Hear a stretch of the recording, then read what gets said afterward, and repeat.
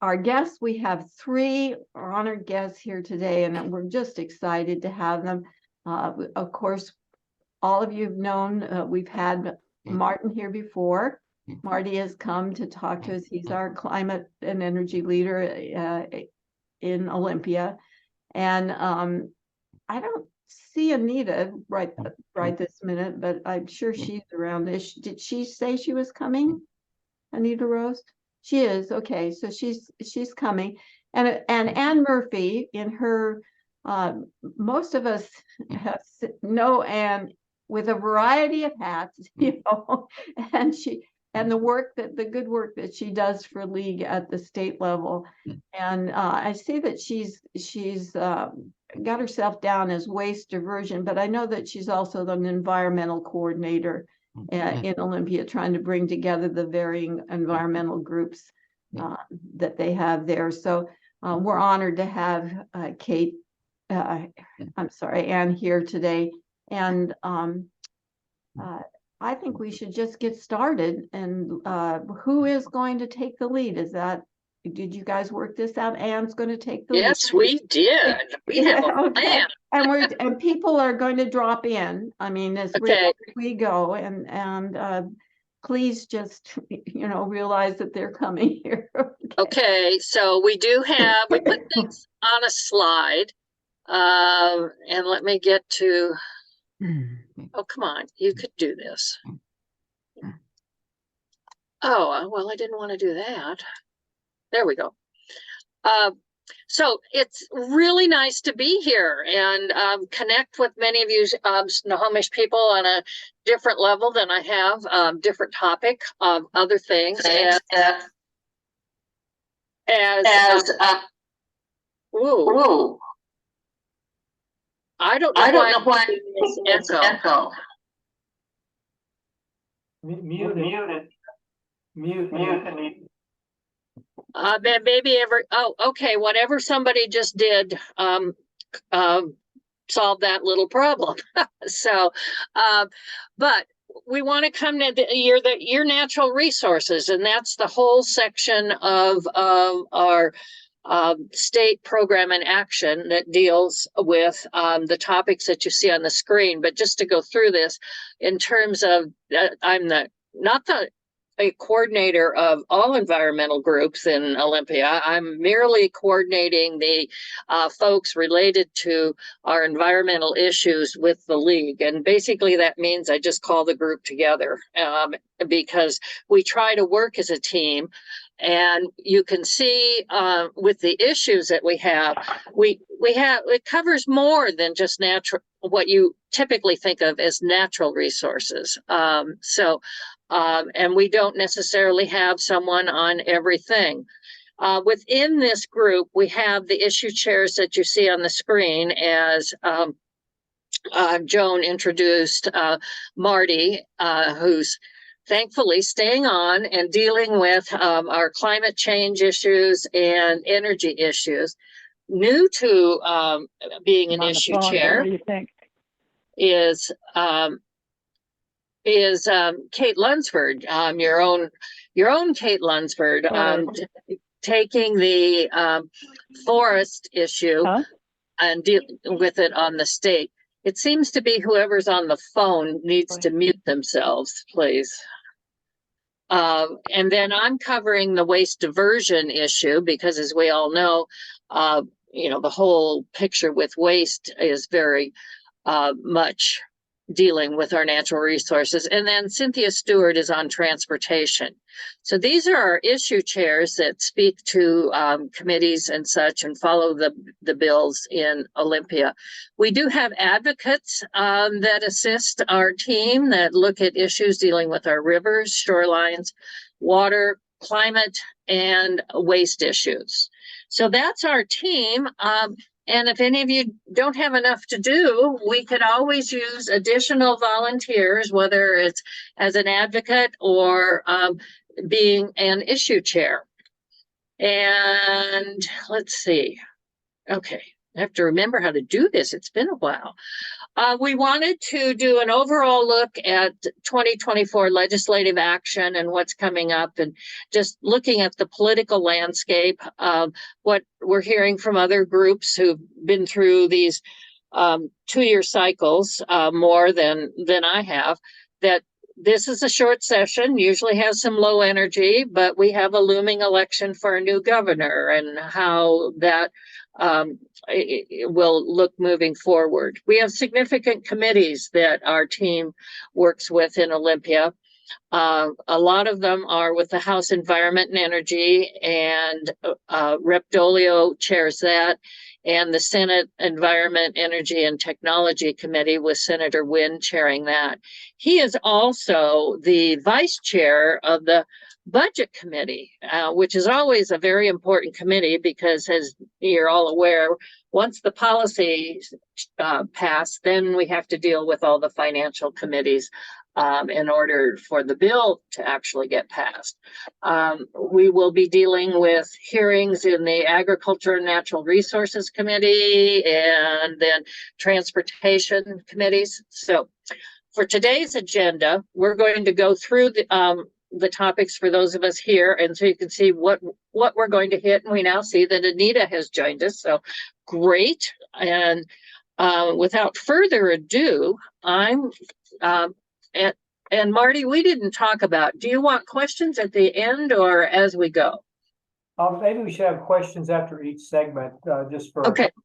You don't want We'll do that. So are there, and you're going to have to do the raise hand function, because once I'm sharing a screen, of course, I can't see everybody. So are there any questions before we move into the specific topics? Julie. Is there an issue, Chair, dealing with Washington State and Indian treaty rights? No. I saw that as one of your issues. It's an issue because we do have positions on that, and it's in the program in action, but we do not have an issue, Chair, attached to that. So it doesn't, I mean, if it comes to somebody's attention and we can deal with it, we do. So if that's a topic you're interested in, we could get you involved. So we can only do what we have volunteers for. We have it's a volunteer team that's really quite significant. So any other questions before we move on? Okay, Marty, go ahead. So I've shown this slide maybe when I was here before. It's somewhat a recent history of the focus that the legislature has had and the legislation has addressed in the last few years. In 2019, it was electrification focus, clean electricity focus, and in 21, it was more on transportation. In 22, it was they focused on buildings, even residential. And 23 and 24, the focus has been more on implementation, the CCA Climate Commitment Act, also known as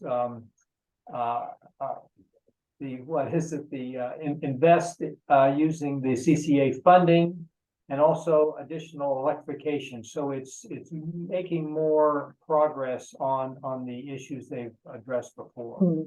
So next slide. And well, unfortunately, they haven't updated that chart since 2018. I think it's fundamentally the same percentages, but anyway, okay, next slide. So a quick review, Clean Energy Transformation Act in 2019 eliminates greenhouse gases from our electricity for 2045.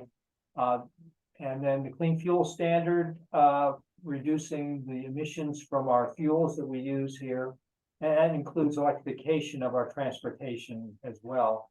The Climate Commitment Act, which is also known as Cap and Trade and Invest, 2021, that was sort of our big climate bill in the last few years.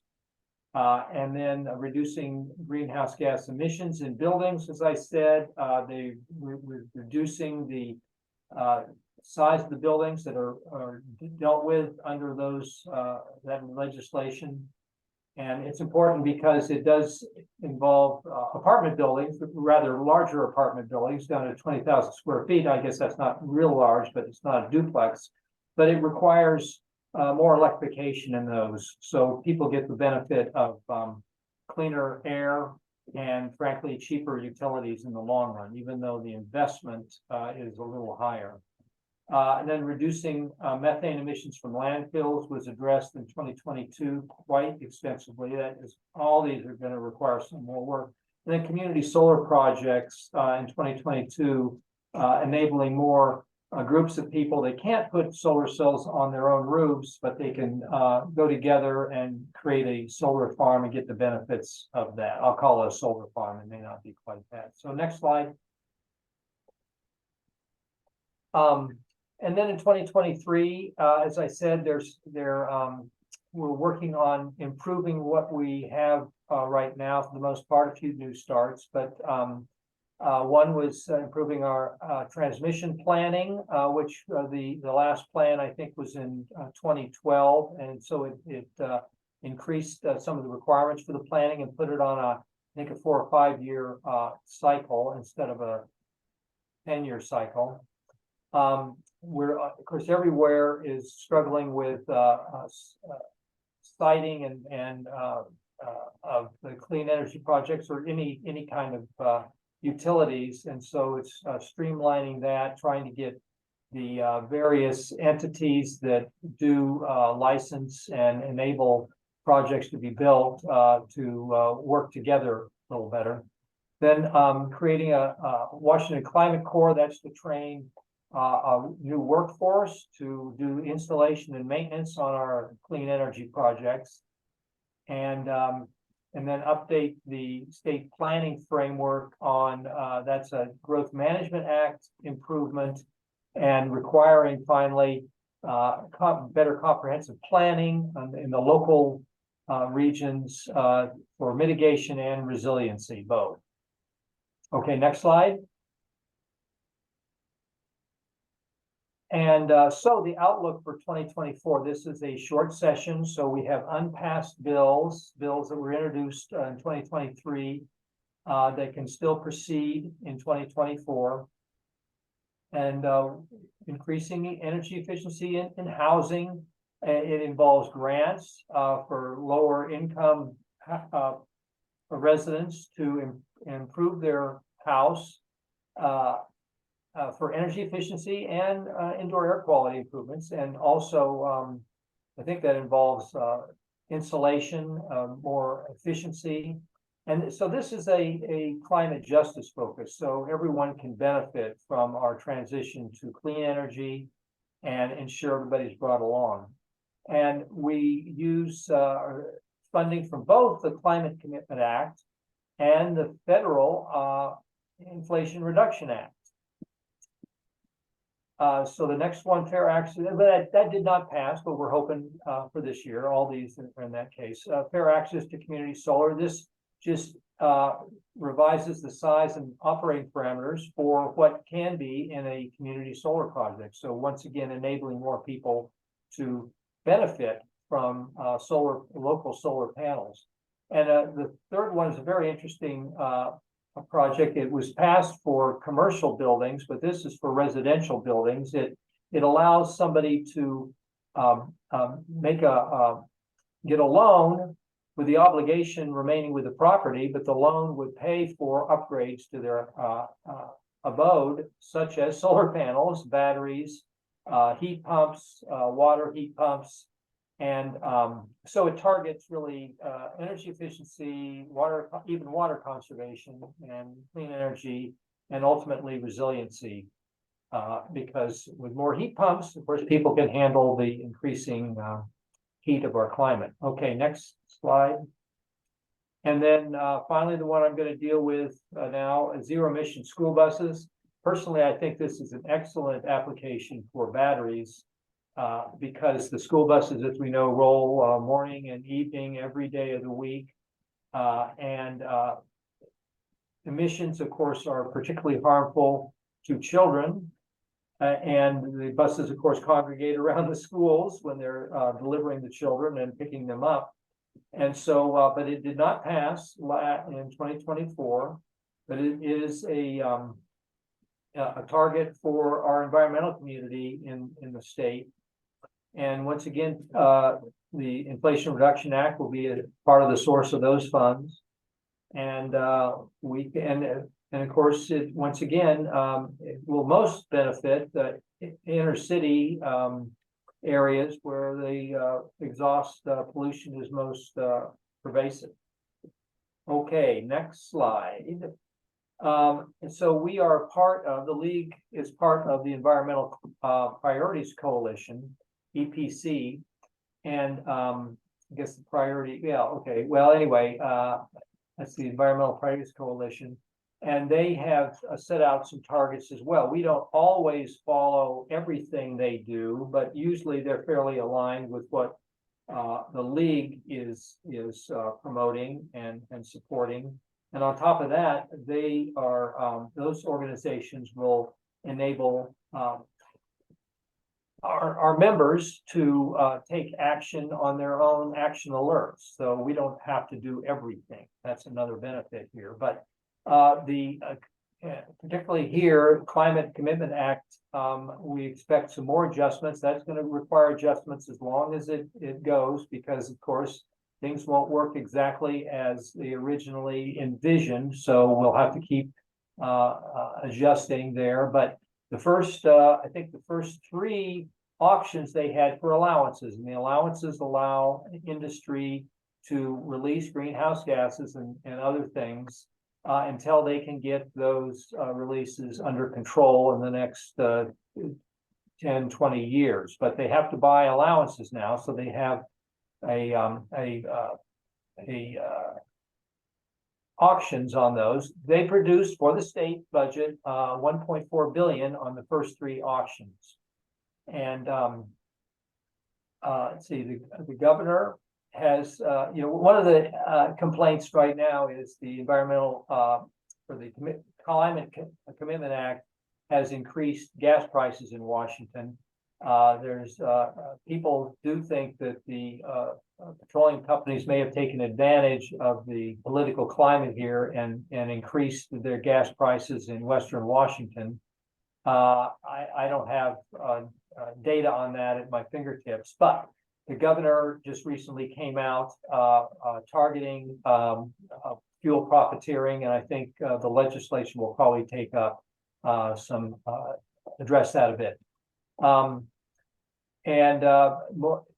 More attention to clean and healthy environment, including water purity and air purity. The Clean Energy Transformation Act, which reduces down to net zero by 2050, maybe, yeah, I think by 2050, our dependence on coal and natural gas in generating electricity. The utilities have a tendency to backslide on those requirements and the commitments they've made. So that is somewhat outside that may have some legislation, but there's also the Utilities and Transportation Commission that reviews their plans and their progress there. So that will require attention as well. And then the electrification of houses, in particular, housing, apartments and houses. One bill failed I think 2 years ago to get that down to the individual houses, to require more electricity utilities in those. And so there was some building codes that were changed, and those are being now challenged in court. But we need to keep working on that. So the legislature could codify those changes in legislation. And then one thing from the far past, you may recall the Hearst case that stopped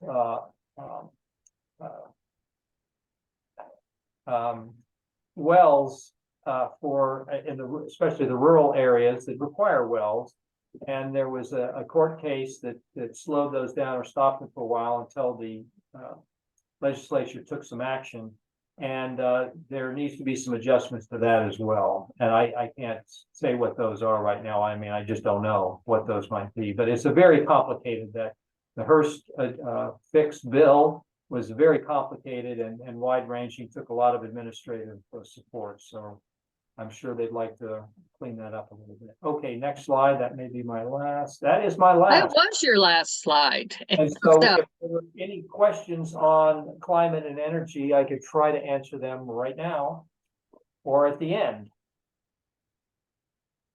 Okay, no hands are raised, I think. So Anne, why don't you? Well, it's a Martin, I don't think you're off the hook. I just think everybody wants to kind of wait and get the full picture. And then, Sure. I know I have some, so I'll wait though until Adam presents here. That's right. Okay. I will be here to answer the questions at the end. Yeah. Okay.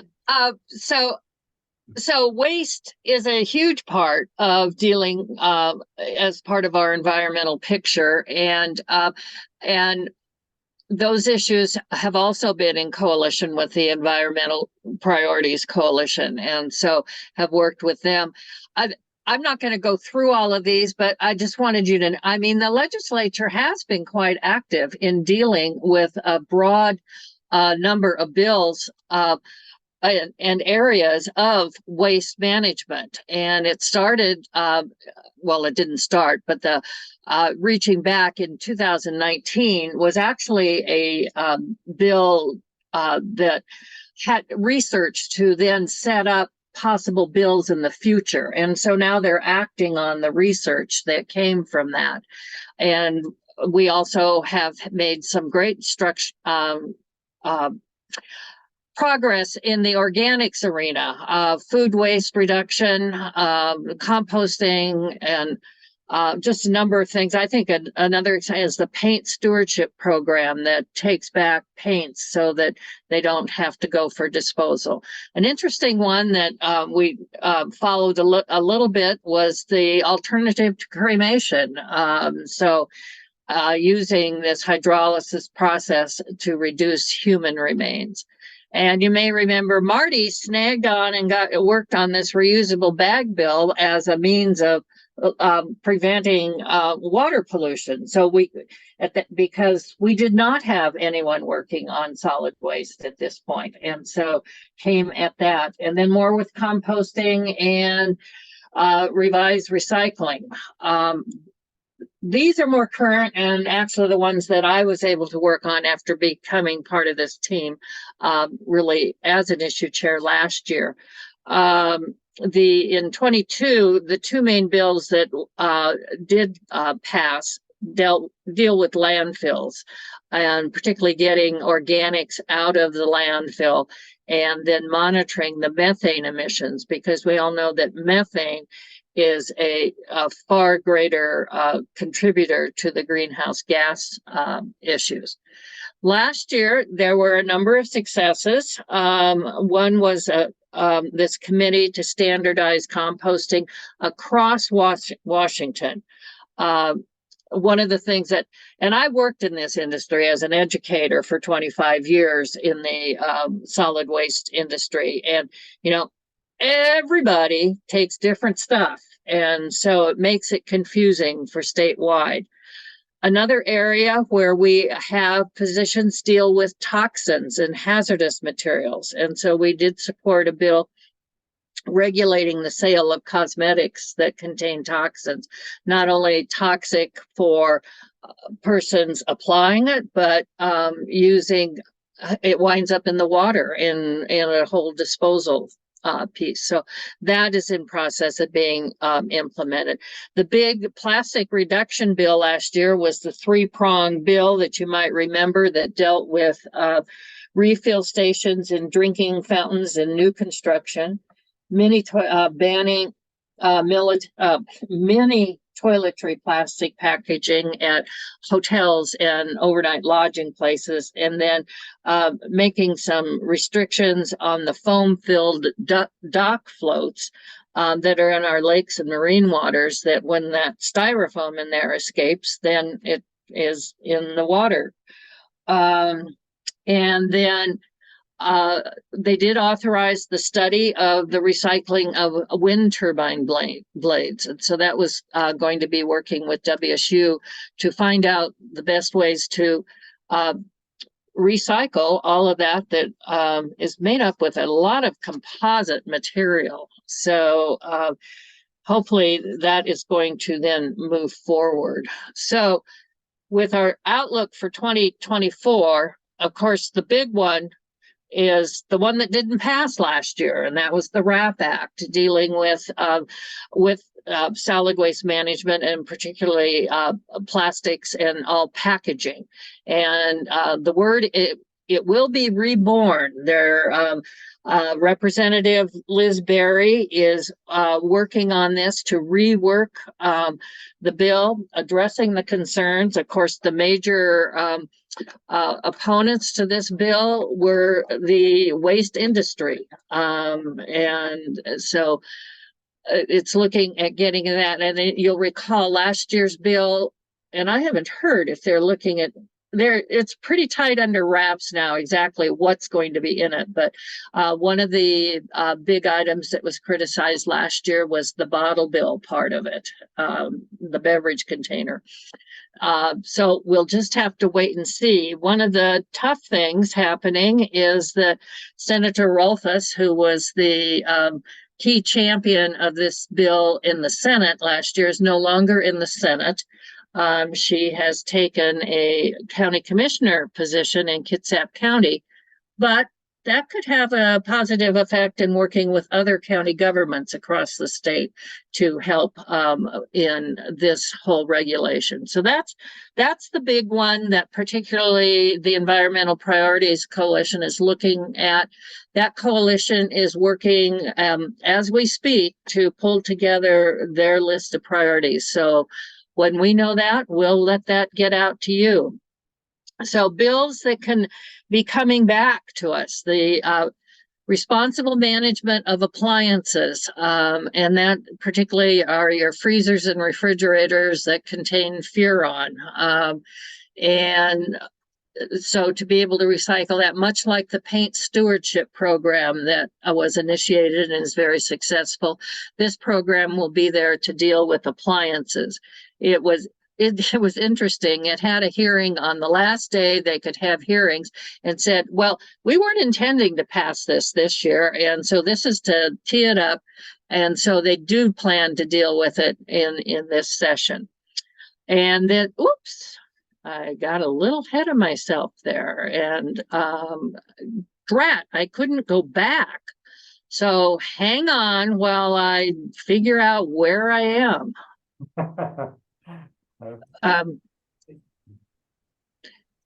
I think I've gotten out of practice on these Zoom meetings. Anyway,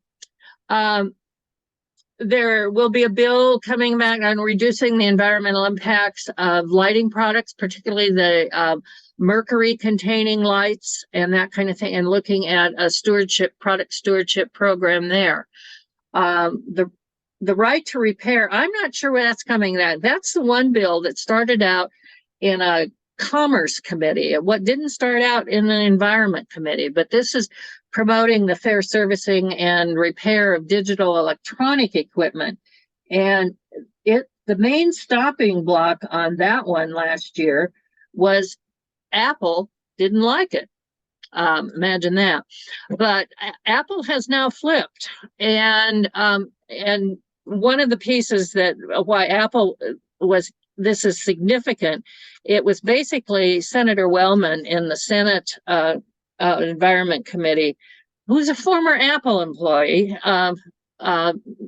basically nixed it at that point. So that one should be coming back. And there are other places in the country that have passed significant bills.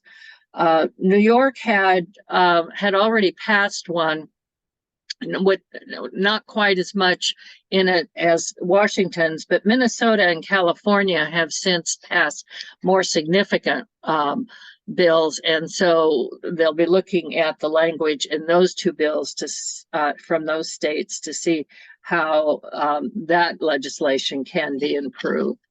And then one of the other ones will be working on banning land applications of biosolids because the material does contains the PFAS.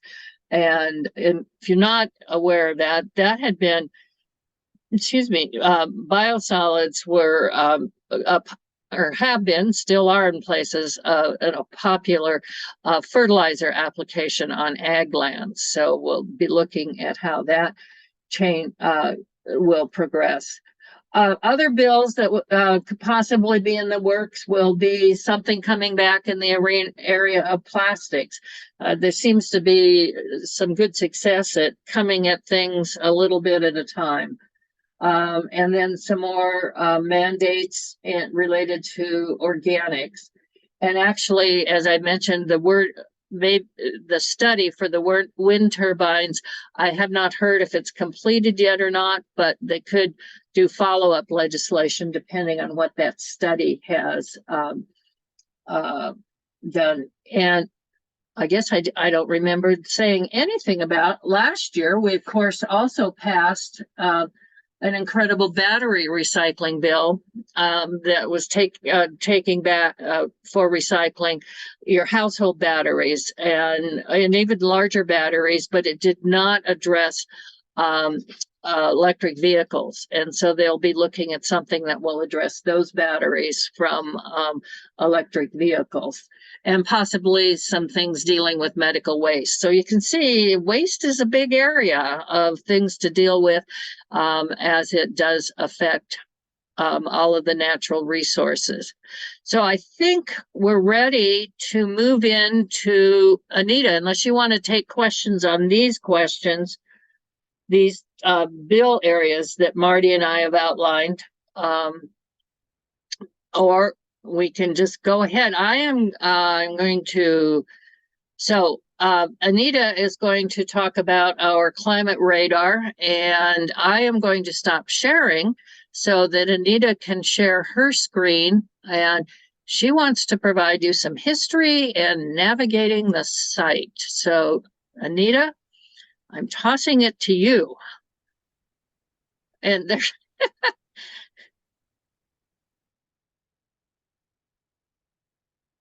There, okay. I was so busy trying to find where my notes were, but I'm going to share. There.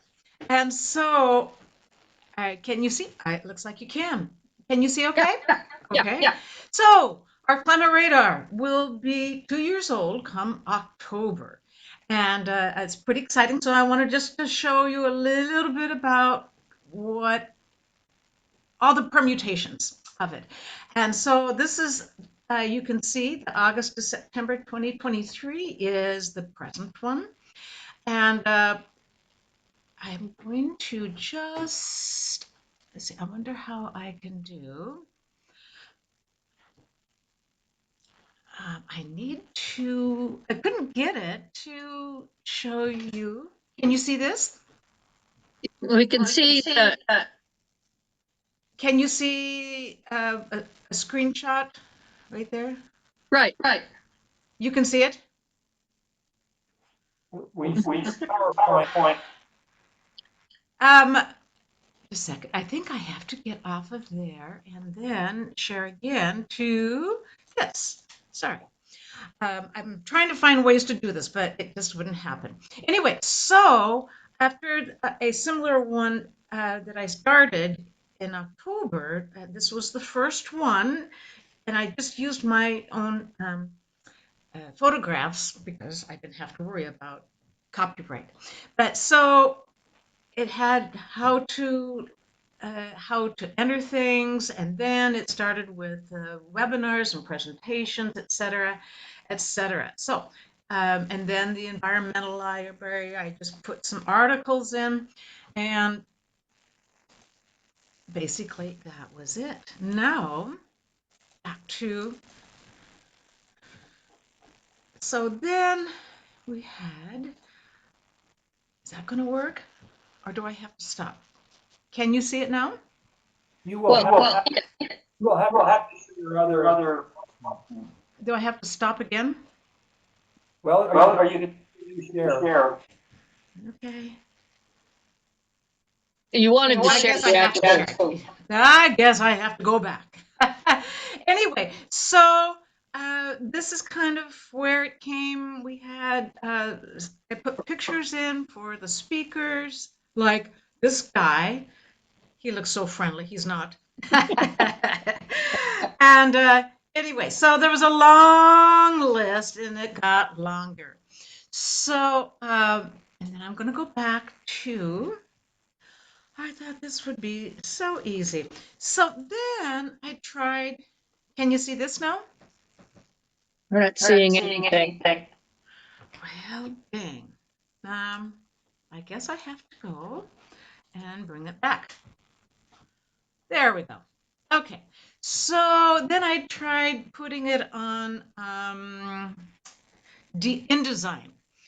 And that was a monster because I had no idea. I had no idea for any of this how to go about to make a newsletter. Kind of looked at things, but InDesign was a beast unless you were doing it there. They have two ways you can do it that's easy. So you can see it's still a long process, a long series of articles, etc. So then I decided to, well, I was going to bite the bullet. I paid for it. And I have the Climate Radar now as a web page. So I'm going to, and I'm going to show you how to go around it. So you have, I don't know if you can see. You want Oh dear, once again. Okay, where'd it go? Stop share. I don't know why it's such a. I had Well, this you on want to the open anyway. the It actual looks like website. this, and so you can see. Can you see this? You have to share your web page. Have to share. There it is. Okay, Oh. there it is. So now you can go. I don't see. Did it disappear again? There. Does that look about right? I don't know. Can you see something? Yes. Okay, so this is what it looks like now. And if you go to the top, you'll see home, events, League of Women Voter posts, articles, books, videos, organizations, discussions, who we are, and archived articles. So that is where we're going to look at right now. Just a second. And I'm going to show you what it looks like now. Sorry, I thought it would be so easy, but no. There it is.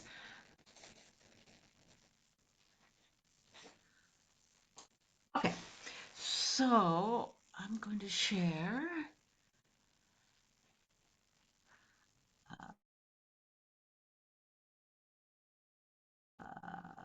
There it is. Okay.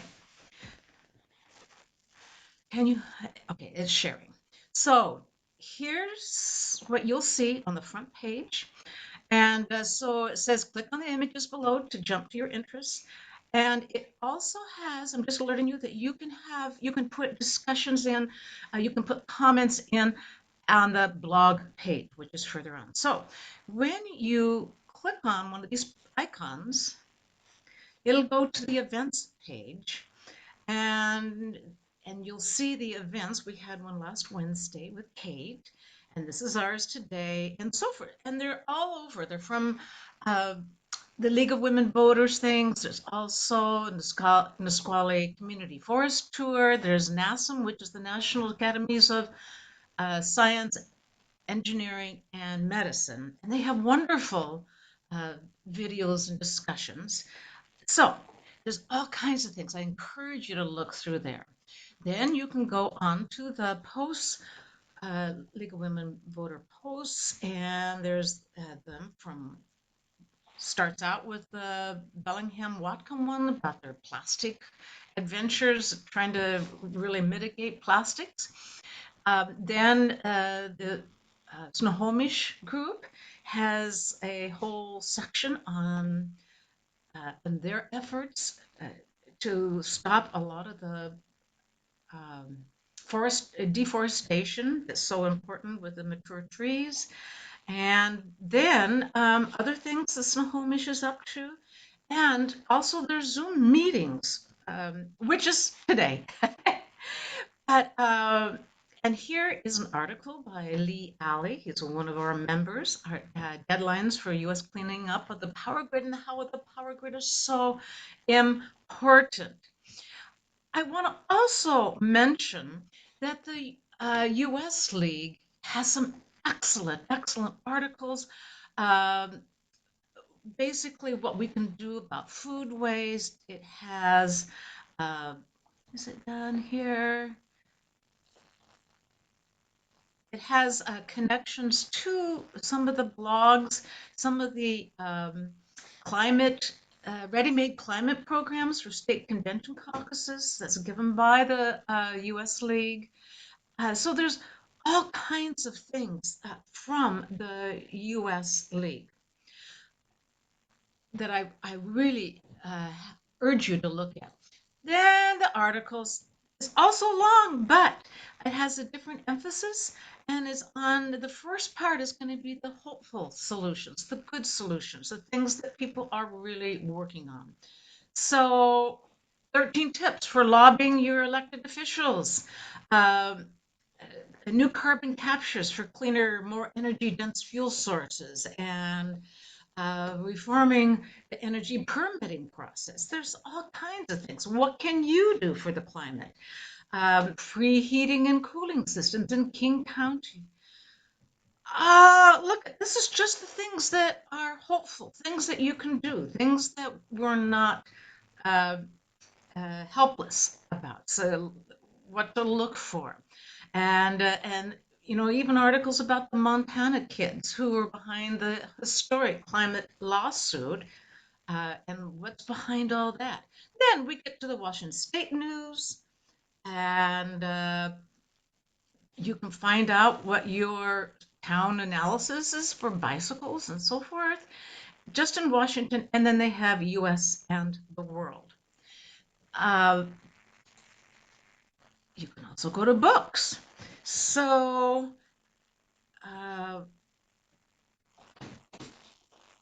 this is, they're just some wonderful books. I have the links to them.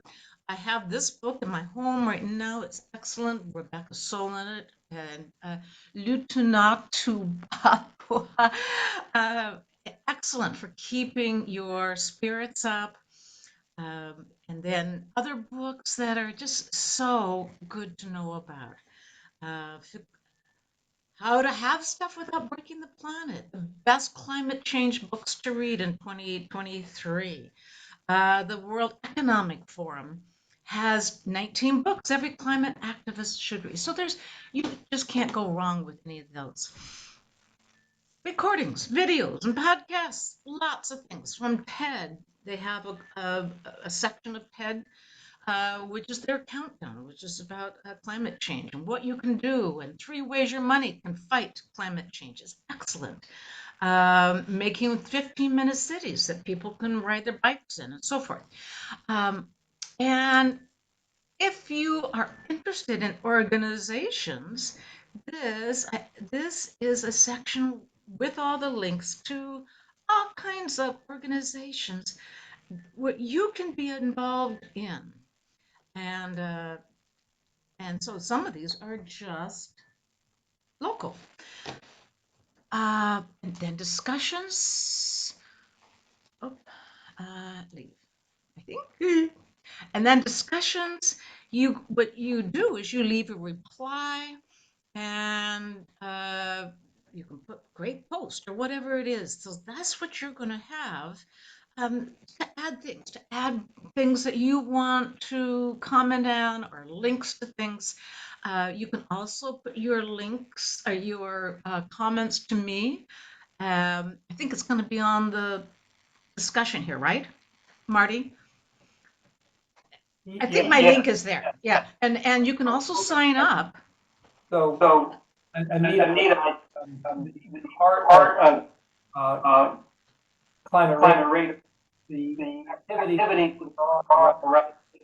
is I'm sorry, I couldn't understand. yeah. Apparently, we don't like to have two people speaking at once. Ah, So we need to mute back and forth, I guess. Okay. Seems to be working that way.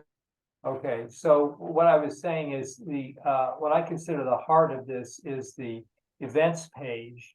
That's where the idea really started, is that things like this meeting were going on and other local leagues might want to know about it. And it grew from there, like Anita was talking about, a lot of information. But if you have an event, a meeting such as this that you want to promote, please send that information to Anita and she can post it on the events page. Plus, if you see a good article, write something, a short paragraph or even 3 sentences on why this is a good thing for a league member to read.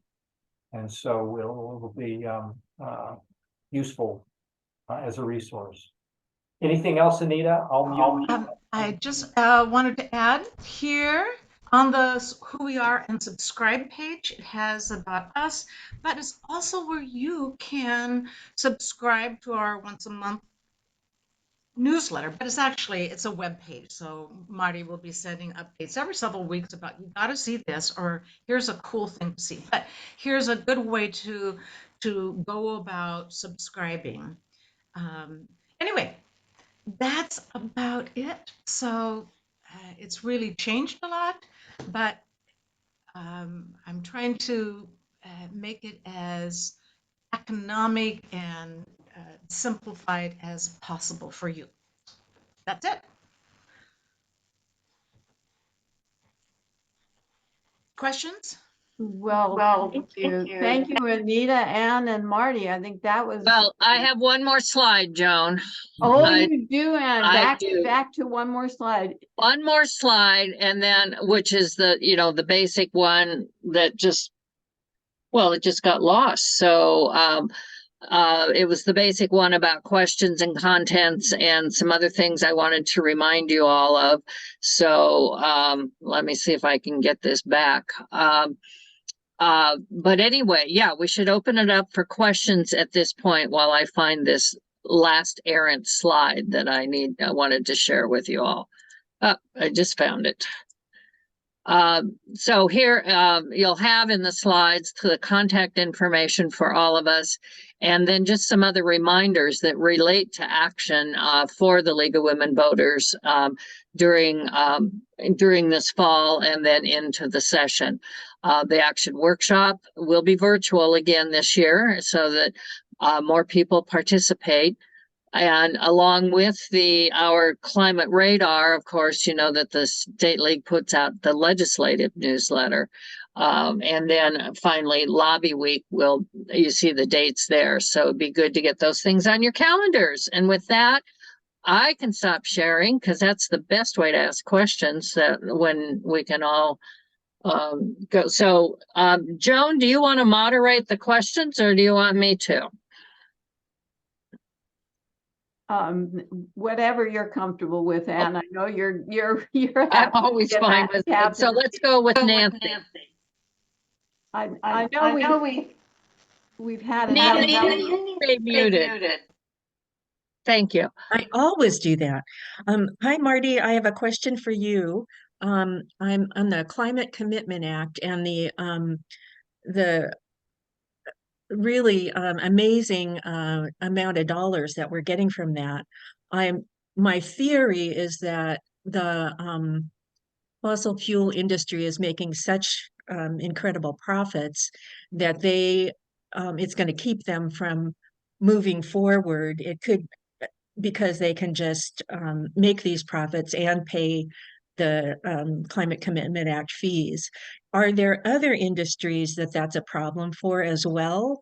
I just don't want, I mean, it's great that we're getting all that money, but it's so much that I'm wondering if it's facilitating keeping some industries from decarbonizing as rapidly as they would. Well, the dynamic and the intent was, it's gonna cost more Right.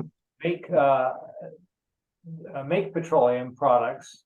And not only that, concrete and steel and other industries that consume the petroleum or just release a lot of greenhouse gases in their process. And so some of those industries were exempt, and the exemptions had to do with leakage. In other words, if like railroads and airlines, their fuel crosses borders, and so they're trade sensitive, and or some organizations were extremely energy intense, and so they're given some free allowances. But those should taper off over time. And so they're going to be forced to either pay more and more, or buy more allowances, essentially. Well, buy more allowances or clean up, I guess is what I meant to say. Either they have to clean up or pay more for the allowances. Some industries don't have much in the way of competition. We're so embedded, or the petroleum products are so embedded in our economy right now. They do have some headroom to charge more if they choose. Now it becomes a political balancing act for them, but now they can blame their increases on the Climate Commitment Act, when there is some connection, of course, but they don't have to show a connection exactly.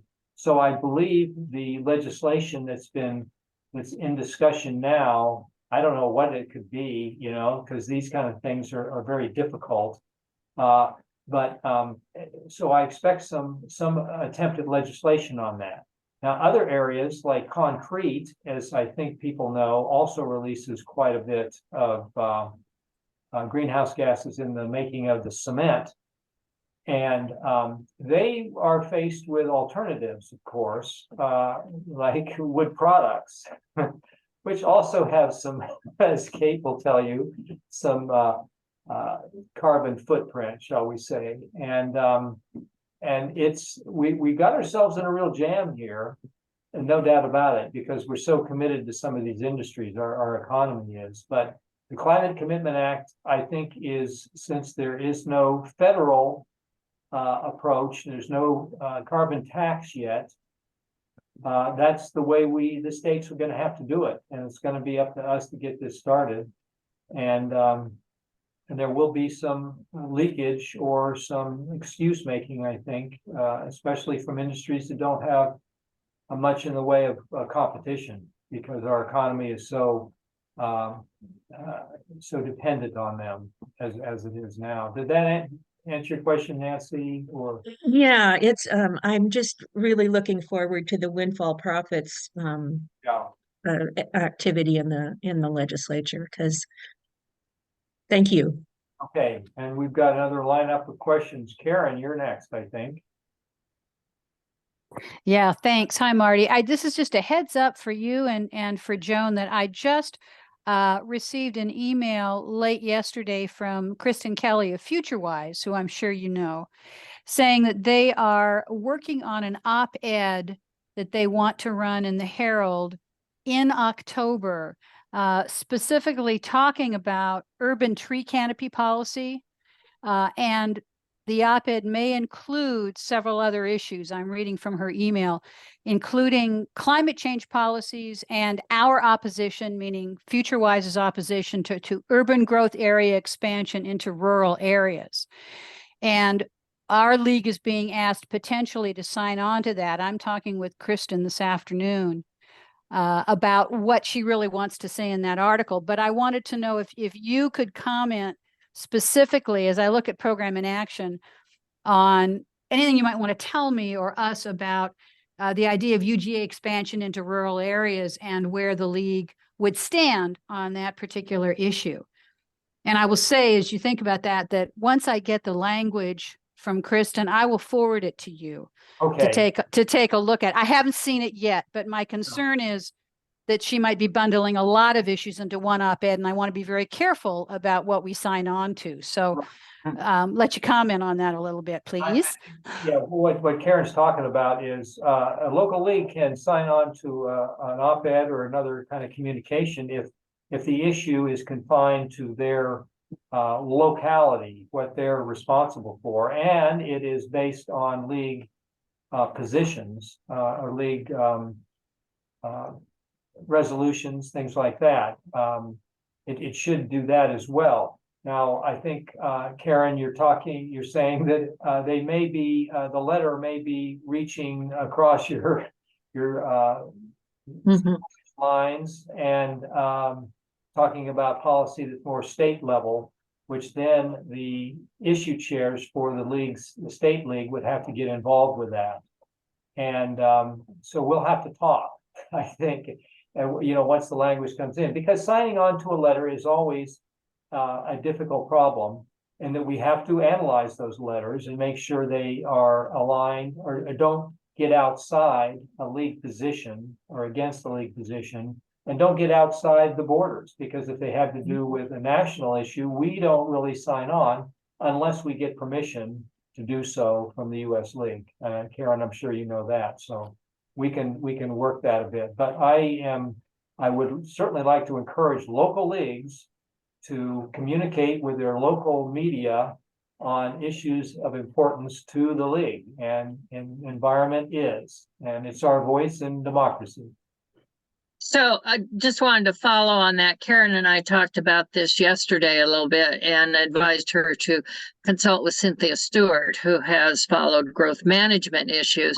But I think what's even more important here, Karen, is that you can perhaps have an influence on the content of the letter before it goes out. And that's something we don't usually get to have. And you can say, well, yeah, we'll sign on to one issue, but we can't do the other kind of thing. So, yeah, really, really good to work through all of that. And of course, bringing forward your local league's commitment to the forest program. And I know you're going to hear from Kate later in your meeting, as well as she did a fabulous webinar the other night. So I hope you all access what that was as well. Joan, I want to check with you on time. I would like to be respectful of your time, but I knew that we would have tons of questions with this group. Martin, I think one of the great achievements of the Climate Action Group was that Growth Management Act changes, the whole language around climate change being introduced into Comprehensive Plans 2024 was major. And Karen may not realize this as she's relatively new, but we have testified in the past on holding tight, I remember Lynn Carpenter, to that boundary to protect our agricultural lands in Snohomish County. And we have testified in the past to the county council to that effect. And of course, we have been pushing with Kate's leadership, of course, the urban canopy protection policy. And that has been a major push for us for several years now. And going forward, we would like to be sure that this is something that is so close to being in place. We have people on the council that are very, very positive about it. So we would like to be able to continue that push. But I think one of my questions for Martin was what was happening around the state that way. And so other areas, what they were dealing with in terms of having that climate change introduced to their comprehensive plans locally. So I don't know if that urban growth area boundary is an issue in Skagit County, or is it an issue in Spokane? What is it? State? Yes, always an issue, and there was a bill in 2022, I think, that passed to try to close a loophole that appeared in the GMA that was being exploited by some builders, where they didn't have to get all the approvals before they could start building, and then once they started building, who wants to stop them, you know? And so they closed that loophole. It's, to me, I'm not in the building industry, I never was, so I'd be a poor person to explain the ins and outs of that. Cynthia probably could, at least right now. I can't describe that, but I think that's an issue everywhere. I mean, the Growth Management Act is a little different depending on where you are, you know, where you're talking about. It's a little more liberal or a little less constrictive, I guess, in some parts of the state. But I think every urban area should be concerned about you know, encroachment into our wild areas and our farmlands, because I live in Carnation, and more I see down in the valley, which is the best farmland around, it's McCormick Valley. We're building more houses down there, and it's a floodplain too, by the way. And so if we allow that, we may have to move houses later. So poor planning right now is going to lead to more cost in the future, I think. And Well, you've been so patient with your hand up, and Anita, I saw Jim Bloss he was here. I hope he didn't give up. Oh, yeah, we did lose him. So I'm just concerned also about the rest of your agenda, that you have quite an extensive piece. So how about if we take these two hands and then we can close this out? Does that sound okay? That sounds fair to you too. I know you have. Oh, yeah, Going forward. Lael, I'm not sure who was first here, but I think Anita is. So Anita, Okay. go ahead. I just want to point you to a podcast that I heard on Freakonomics that really surprised me, because I recently took out of my ETF funds for my stocks and put them to ESGs, which are supposed to be environmental, social, and one other behaviors or something. And thinking I was doing the right thing. And then I heard this talk on Freakonomics where this guy is saying, basically, you're investing in companies with ESGs that are already green. And the things we have to change are the fossil fuel companies, and change them as groups of shareholders that are pressing the powers that be to change their policies. And he recommended something called Engine Number One, and which he started. Which are banding up shareholders together to change their policies of the fuel. And they do. He mentioned, I believe it was Exxon, that because of shareholder pressures, they changed their policies by quite a bit. And, you know, didn't make quite as much money, but they were able to change some very important things. Thank you.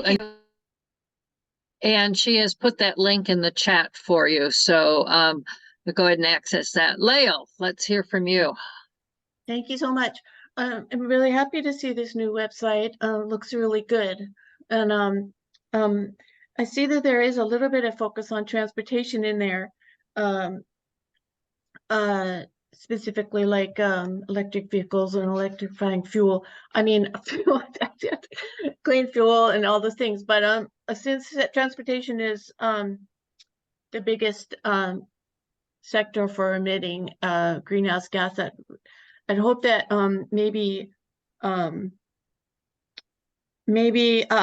could write in to one of you and see if we might be able to include a couple of specifically focused transportation groups like Solutionary Rail. I know that our group is our website isn't all that great. I'm admiring yours, but Solutionary Rail has been around a long time, and we do a lot of the same things. So maybe I'll ask you about that privately. But also I did subscribe, but the CAPTCHA thing where you verify, I had to do it like 10 times. And it's really hard to see those little images of whether there's a bike in the square or a fire hydrant in the square. It's super blurry. So anyway, just draw your attention to that. It might make it easier for people if those images could be a little more crisp. But thank you so much. Appreciate your work. And if you want to get into the transportation issue, contact Cynthia Stewart.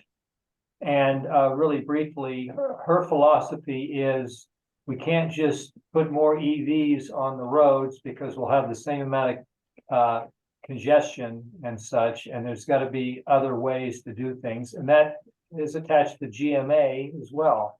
You know, it really works together. Anyway, I'll not say anything more about that right now. Okay, thanks, Marty. And that could be, if you want more on transportation, Cynthia is always very good about coming to meetings. And so, but do contact her by email, not by phone. And with that, if you have other questions, yes, please do write us. You have the contact info on that last slide. And I think this has been most enjoyable. So thank you. Thank you to you and all of the hard work you're doing in Snohomish County. We appreciate your leadership, Anne and Martin and Anita, the way that you bring this information to us, and keep the way it's been growing, I think is and it's so much fun to kind of see you bumble around on some of these things, because then I feel a lot better about my